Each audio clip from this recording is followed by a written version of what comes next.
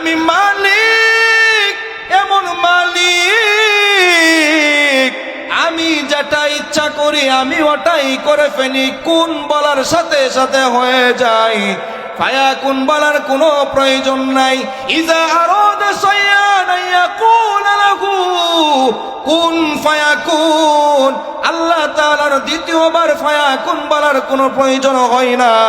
আল্লাহ তাআলা কুন বলিয়া সমস্ত কুল কায়নাতের সমস্ত ফেরেশতাদেরকে জীবিত করবে। জীবিত করিয়া আল্লাহ তাআলা হযরতে ইসরাফিলকে ডাক দিয়ে বলবে, রে ইসরাফিল, ফাইদা নুফিকা ফিস সূরি ফালা আনসাফা বাইনাকুম ইয়াওমাইযিন ওয়ালা ইয়াতাসালুন। ও ইসরাফিল, এমন একটা সিংহের ফুৎকার তুমি দিয়া দাও যেই ফুৎকারের মাধ্যমে ভাইয়ের সাথে ভাইয়ের সম্পর্ক ছিন্ন হয়ে যাবে। যেই ফুৎকারের সঙ্গে সঙ্গে পিতা মাতার সম্পর্ক ছিন্ন হয়ে যাবে, বন্ধুত্ব নষ্ট হয়ে যাবে, সমস্ত বন্ধনগুলো ছিন্ন হয়ে যাবে। ফাইদা নুফিখা ফিস সূরি ফালা আনসাফা বাইনাহুম ইয়াওমাইযিন ওয়ালা ইয়াতাসাআলুন।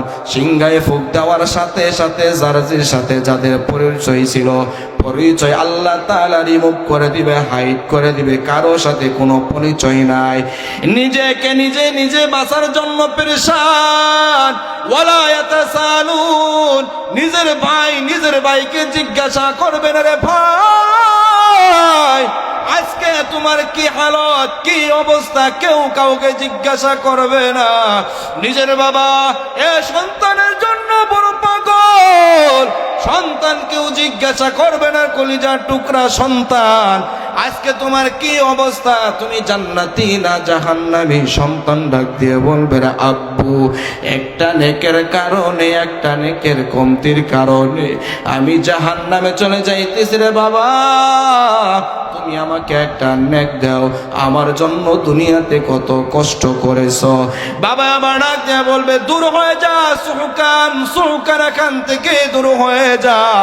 এ মৃত্যুক, এ প্রতারকে কাসাব, আমার থেকে দূরে চলিয়া যা।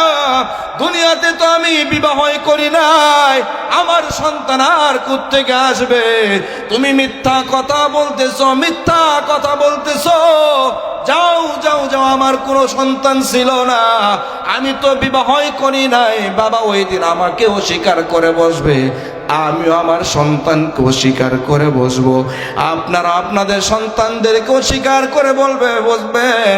এই জন্য আল্লাহ তাআলা ডাক দিয়ে কয়, ওয়া ইন্নামা তুওয়াফাউনা উজুরাকুম ইয়াউমাল কিয়ামাহ।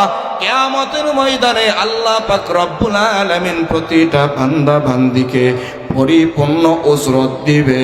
ওয়া ইন্নামা তুওয়াফাউনা উজুরাকুম ইয়াউমাল কিয়ামাহ ফামান যুহজিহা আনিন নারি ওয়া উদখিলাল জান্নাতা ফাকাদ ফাজ।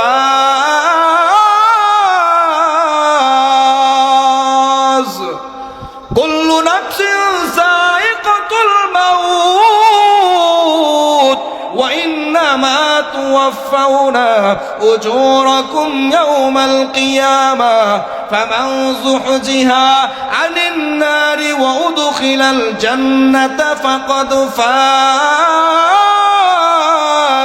ওয়া মাল হায়াতুদ দুনিয়া ইল্লা মাতাউল গুরুর। আল্লাহু আকবার। কুরআন তেলাওয়াত করার পর আল্লাহু আকবার তাকবীর দিতে হয়। কি দিতে হয়? জোরে কতক্ষণ কি তাকবীর দিতে হয়? আল্লাহু আকবারের তাকবীর দিতে হয় কুরআন তেলাওয়াতের উপরে। এটা 13তম মাহফিল চলতেছে, কতক্ষণ কথা ঠিক কি ঠিক না? কিন্তু এখন পর্যন্ত আমরা এটাও জানি না কোন জায়গায় সুবহানাল্লাহ পড়তে হয়, কোন জায়গায় আলহামদুলিল্লাহ পড়তে হয়, কোথায় আল্লাহু আকবার বলতে হয়। কতক্ষণ কথা ঠিক কি ঠিক না? এই জন্য কমস কম একটা বিষয় মেনে নেন, জুমার মসজিদে খতিব সাহেব যখন আলোচনা করবে, কোরআনের আয়াত পড়বে, উচ্চ আওয়াজে আল্লাহ তাআলার বরত্ব প্রকাশ করার জন্য তাকবীরের ধ্বনিতে আল্লাহু আকবার বলে মসজিদের ভিতরে একটা কম্পন সৃষ্টি করবেন। বেঈমানের গোষ্ঠীরা যেন লেজ কুটায়া পালাইতে বাধ্য হয়। কথা বলেন, কথা ঠিক কি ঠিক না? জন্য আল্লাহ পাক রব্বুল আলামিন ডাক দিয়ে কয় কুল্লু নাফসিন যায়িকাতুল মাউত ওয়া ইন্নামা তুওয়াফাউনা